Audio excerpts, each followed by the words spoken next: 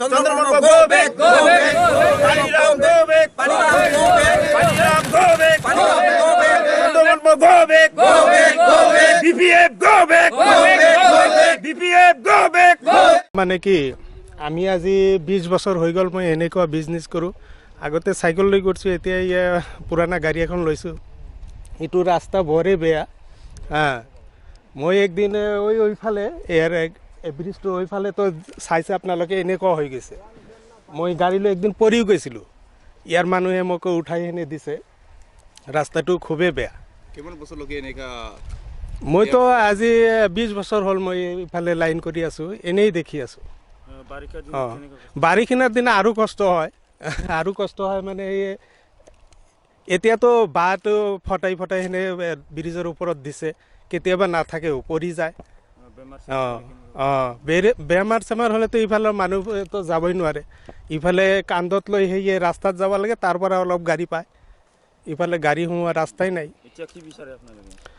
আমি বিচাৰোঁ যে এইফালে ইয়াতে এটা ব্ৰিজ আছে আৰু ইয়াৰ পশ্চিম ফালে আৰু এটা ব্ৰিজ আছে। ব্ৰিজটো হ'লে কালা এইফালে যিমান মানুহ আছে ভাল হ'ব, ধৰক অলপ গাড়ী লৈ এইফালে সোমোৱা যায়। নিৰ্বাচনটো আহি আছে, বহুতেতো বহুত প্ৰতিশ্ৰুতি দি থাকে, আজিলৈকেতো হোৱা নাই। আপোনাৰ সমষ্টি 15 বছৰমান সন্দৰ্ভ মন্ত্ৰী আছিল, কি কাম কৰিছিল? কামটো এনে মইতো সিমান নাজানো, মইতো ৰাজনীতিকৰ বিষয়ে নাজানো, এনে বিজনেছ কৰা মানুহ। আপোনাৰ গাঁৱৰ এইটো ৰাস্তাবোৰ চাবলৈ আহিছে না? আহিছে, আহি চাই যায় কিন্তু নকৰে। মোটামুটি চন্দ্ৰমৰ্মতো 15 বছৰ হ'ল ইয়াতে ৰাজনীতি কৰি আছে, চাইছোঁ। এইখিনি ৰাস্তাত একো হোৱা নাই। মোটামুটি 5 বছৰৰ ভিতৰত মই 2-3 গাড়ীমান বালু পাতেৰ ফালাবা দেখছোঁ আৰু কি। এইটো পূব হাছলাবাৰী, এংকুৰবাৰী। পূব এংকুৰবাৰী হয়। আজি পূব এংকুৰবাৰী গাঁৱৰ এই দলংবিলাক আজিলৈকে হোৱা নাই। আজি 20 বছৰ হৈ গ'ল।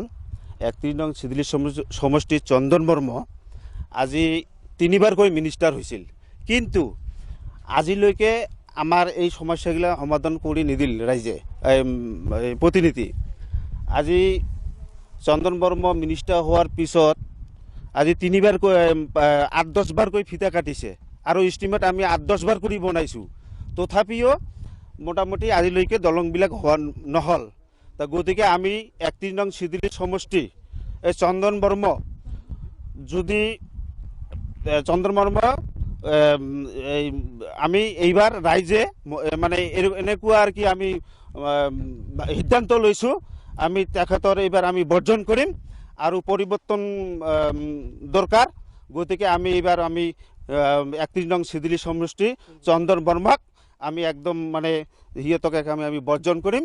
আৰু আমি তেখেতক ইমান দিন মানে আমি বিপিএফতে ভোট দিছিলোঁ, এইবাৰ আমি তেখেতক আমি মানে আৰু ভোট নিদিম। আৰু খালি মিঠা কথা কৈ আমাৰ পৰা ভোটবিলাক লৈ যায়। এইটো PMG ৰোডৰ পৰা খালপাৰা ভায়া আৰু কবৰস্থান 3 কিলোমিটাৰ। আৰু ইয়াৰ নদীৰ এইখন উজানি নদী, এই উজানি নদীৰ ওপৰত 3খন দলং আছে। এখন বাৰীগাৰা আৰু পাৰ্ট 1 পাৰ্ট 2, এই দুটা খালপাৰাৰ দলং, 3খন দলং। কিমান গাঁৱৰ মানুহ আহা?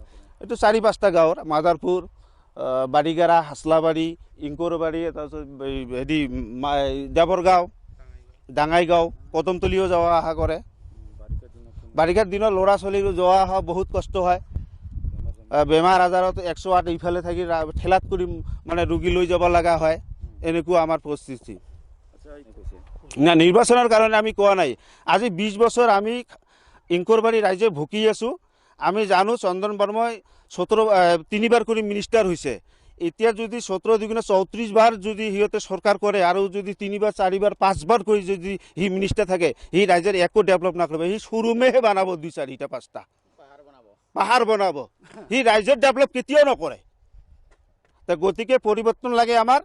গতিকে আমি 31 নং চিদিলি সমষ্টি আমাৰ কেণ্ডিডেট আমাৰ জয়ন্ত ছাৰক আমি এইবাৰ ৰাইজে সিদ্ধান্ত লৈছোঁ, তেখেতকে আমি বিপুল ভোটত জয়যুক্ত কৰিম।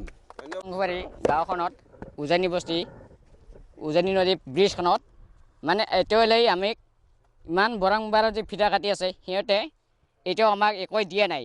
মানে প্ৰতিশ্ৰুতি দিছে দলংখন হ'ব বুলি হ'ব।